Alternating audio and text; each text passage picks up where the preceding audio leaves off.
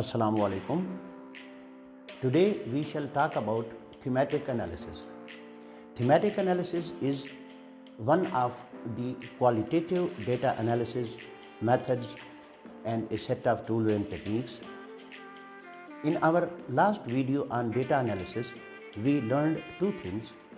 One was that the analysis refers to all those efforts made by the social researchers and other researchers to convert the unorganized facts and figures into a format or template which can help them to answer the research questions.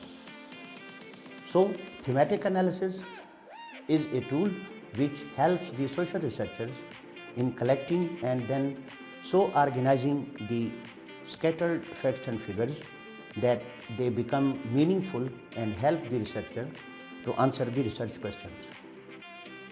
Let's start with thematic analysis, and the word theme that is at the center of thematic analysis means simply an idea that is given in the form of a statement.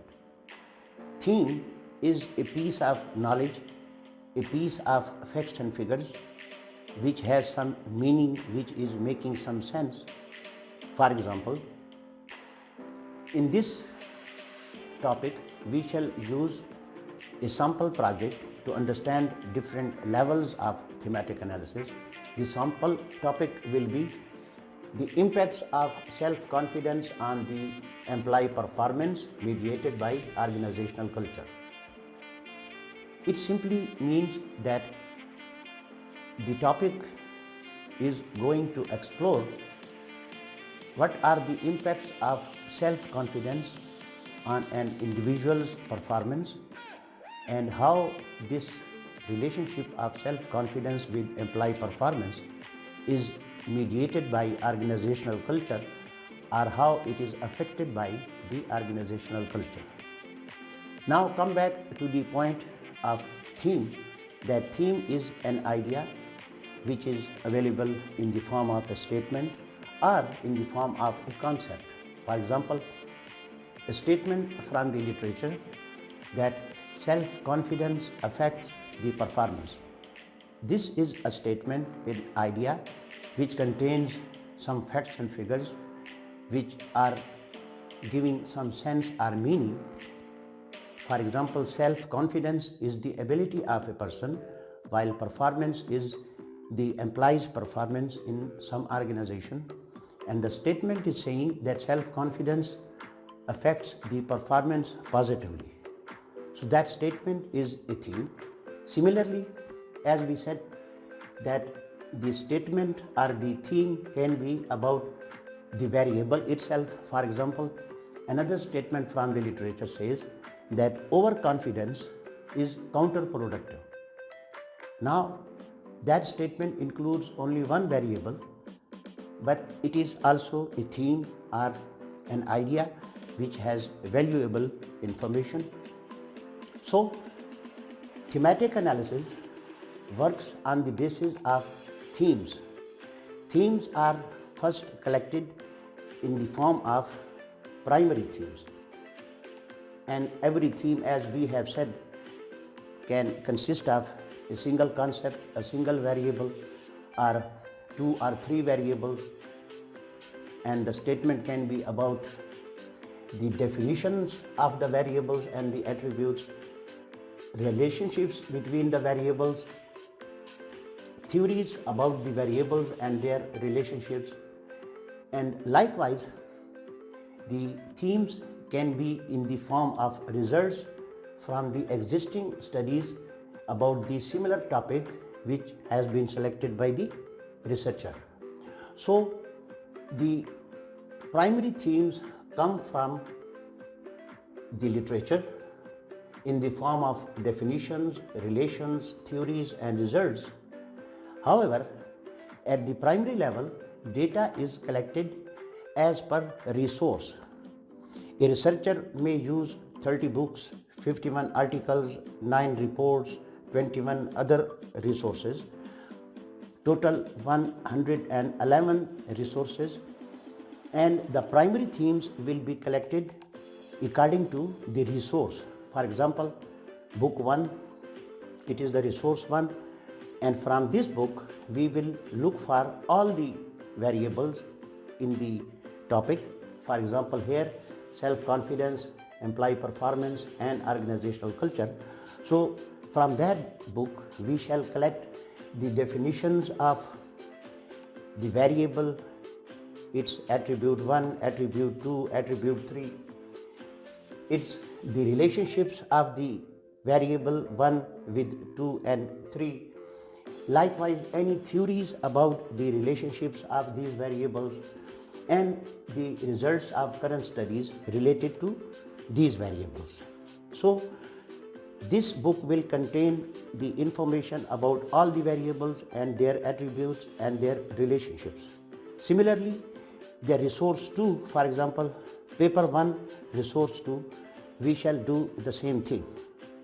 Now, these 111 resources, commonly known as references, or we call them cards or notes, are actually organized in the form of resources. Because they are available in the form of resources, therefore the primary themes are collected in the sequence of resources: resource 1, resource 2, resource 3. Now, as we are saying that primary themes are organized as per resources, so they are classified or organized as per resources. However, we call it data, or the researcher calls it data, and believes that it is unorganized, in the sense that the researcher actually needs all these facts and figures not organized as per resource, rather as per variables. So the primary themes are then organized, or if we look at this, we can call it reorganized according to the variables. So we place variable 1 and then bring together all the material related to its attribute 1, then all the material related to the attribute 2. Now you can see that every piece of data coming from the stage of primary themes is coming with reference. So when we will classify all these things or reorganize all this material according to our requirements, researchers' requirements, and that is that everything should be organized or classified as per 3 variables. All that data will come under each variable, whichever is relevant.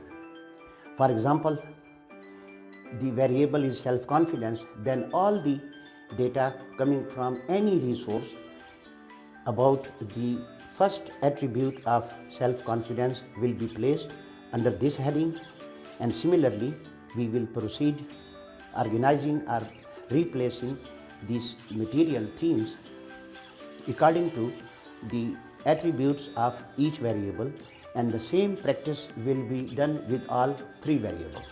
So once the data is organized as per requirements of the researcher, we call it information. Why? Because now it is making some sense, and a definition, for example, definition of a variable, all the resources which have given some material about the definition is brought together, and it collectively now starts making sense. In thematic analysis, the final stage is to use this information, which is meaningful, to answer the research question, big question given in the heading of the topic.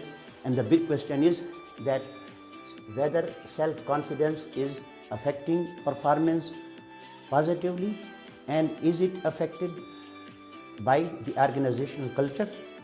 On the basis of these facts and figures, we have a lot of material which supports these 2 relationships, the relationship between self-confidence and performance, and then the relationship of organizational culture with the connection of those 2 variables. So there is a lot of material collected from 111 resources about the same thing, that is the definitions of the variables and what are their relationships. On the basis of this, we can develop the global theme, or which is actually called the theory behind the topic. Now, that global theme can be given in the form of text or a graph. Textually, we will say that self-confidence positively changes employee performance mediated by organizational culture and supported by a lot of material collected from all these resources. So, in thematic analysis, the primary themes in the form of data are collected from all these resources in the form of definitions, relations, theories and results. You can see that the resources include not only the books, articles, reports and other resources. I am actually referring to the form or to the physical availability of the material, facts and figures collected. These definitions, relations, theories, results all can be in the form of text, pictures, graphs, audio, video, animations, blogs, and these can be available online or offline. I will refer to other tools and techniques available that are used for qualitative data analysis, like framework analysis, thematic network analysis, content analysis, correspondence analysis. So along with thematic analysis, there are many other methods, but most of them are actually based on thematic analysis. And thematic analysis is the most widely used and very simple and natural method, along with its tools, like tools of primary themes and organizing themes and global themes. These are the tools as well as the techniques. These help the social researcher to prepare the data for finally answering the research questions. As you can see, that by reaching the global theme, we have proved that this statement or this theory is correct as per support of the existing literature. And if we are also conducting the numerical research, then we can test this model, and we shall talk about this in the next video. Today we shall continue with thematic analysis part 2. In our first video, we learned that thematic analysis is a set of tools and techniques for the social researcher to both collect and analyze qualitative data.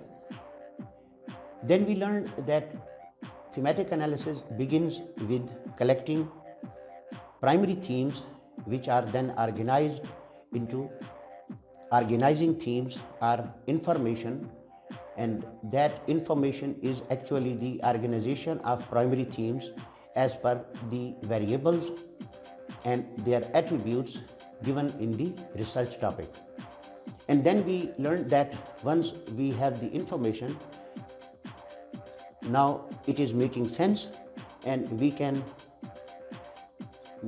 suggest or we can claim that the global theme showing the variables and their interrelationships is theoretically substantiated with the help of the evidence or data you collected from the literature. However, that information, which is in the form of organizing themes, gives the lists of the variables and attributes or the themes.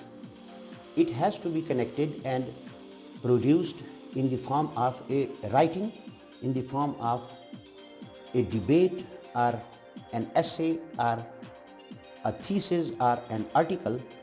So we need the final tool which helps the researcher to bring together all these themes related to the variables and attributes and the claims together.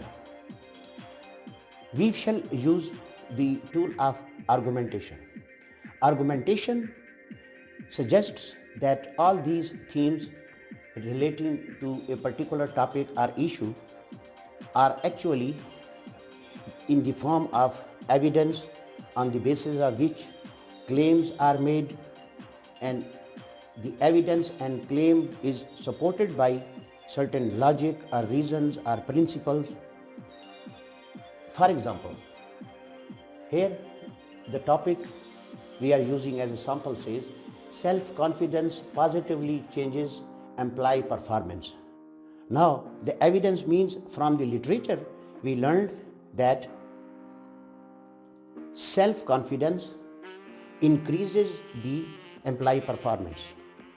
So on the basis of this ground, and that is literature, that is the data collected from different scholars regarding this, the impact of self-confidence on the employee performance, we claim that self-confidence increases the employee performance. Now, why should the people believe it? Not only because we are saying that the scholars are saying. No, what is the logic used by the scholars? The scholars suggest that self-confidence increases the employee performance because they also suggest that the person or the employee with high level of confidence has the ability to take initiatives, the employee has the power to work boldly, the employee becomes more strong worker because of high level of confidence, the resilience power is increased in the employee. So these are the logics, these are the principles on the basis of which we are making the claim that self-confidence increases the employee performance.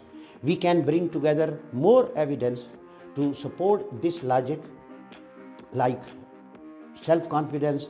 Researchers tell that self-confidence also increases the self-control of the employee, so the employee becomes focused when he is working in the organization. So according to this argumentation model, we have the evidence. Then on the basis of this evidence about the self-confidence, we make the claim that it, according to the researchers, it affects the employee performance or it increases the employee performance. Then this relationship is supported by logic or reason or principles in the form of these facts and figures, these themes we have collected, which support this relationship. Likewise, there can be counter arguments, or the people who may not believe in this relationship and they come up with different arguments which are called counter arguments. Like for example, if a researcher says that self-confidence increases the employee performance, but overconfidence doesn't support this relationship. Overconfidence is dangerous, and this claim is not true if there is overconfidence. So that is the counterclaim and affecting the same relationship. Then we come up with the rebuttal for this counterclaim, and the rebuttal is that can be managed, which means that overconfidence can be managed through training, through counseling. So you can see that we put some of the themes here, then some themes are got together in the form of warrant, then other themes will take this place of backing the warrant or the principle or the logic of the relationship. Similarly, we shall use several references at this level, references at this level, and in this way you can see that these references are being distributed around these 6 items. Number 1, the ground. 2, the claim supported by warrant or principles or logic. 3, 4, this principle is supported by backing evidence and next evidence and next evidence. For example, you can come up with evidence from developing countries, from poor countries, from the advanced countries. So backing, there can be a number of references, or you can place or fix most of your research material in the form of backing. Backing here as well as backing, you can also use this kind of backing for the ground as well. So to close my discussion, I will use an example to make the understanding of this model a bit more simple and usable for you, and so that you can use this model to organize and weld together or connect together all of your qualitative data which is available in different forms, and the template or the form has still not changed from primary to organizing themes in the form of information. Still it is in the primary form and as it was collected. But when you use this model, then everything is connected together, and all the themes or all the pieces of information, they start attaching with the total idea or story. Now this model may work within one paragraph, or it may, one argument may include 2 or 3 or 4 or more paragraphs. So as a final example, for the sake of understanding that what is all this going on, we take an example of two friends, and friend one tells the other that I have got the laptop. On the basis of evidence that he has actually got a laptop, and tells the friend that I have got a laptop, the friend says that why should I believe you? He shows the picture of the laptop which is placed on a table in some room. The friend says it can be the picture of any laptop. The first friend says that check the room. Again he shows him the same picture and says that around that laptop, look at the room. Don't you understand, or don't you know whose room is that? And then the friend says, oh yes, you are right, you got it. Now you can see evidence that first friend has actually bought a laptop. On the basis of this, he makes a claim to his friend that he has got the laptop. The friend says, prove it. In other words, counterclaim, that I don't believe you. Why should I believe you? Come up with more evidence. He shows the picture, and then the second friend says that yes, there is a laptop, but why should I believe that it is your laptop? Again, counterclaim, and you have to come up with a rebuttal. And finally, when the first friend again uses the picture and tells him that go deeper into the picture beyond the laptop, and you will find that this is my room. So the laptop in my room is my laptop. The friend says, okay, you are right, and I believe you. So the logic which worked, or it works in our everyday life, the same logic works in this argument, and the same argument is used in almost all of the social research. Argumentation is therefore the final activity in thematic analysis which welds together, or which connects together all the facts and figures or primary themes into a presentable debate or essay or writing. Thank you very much.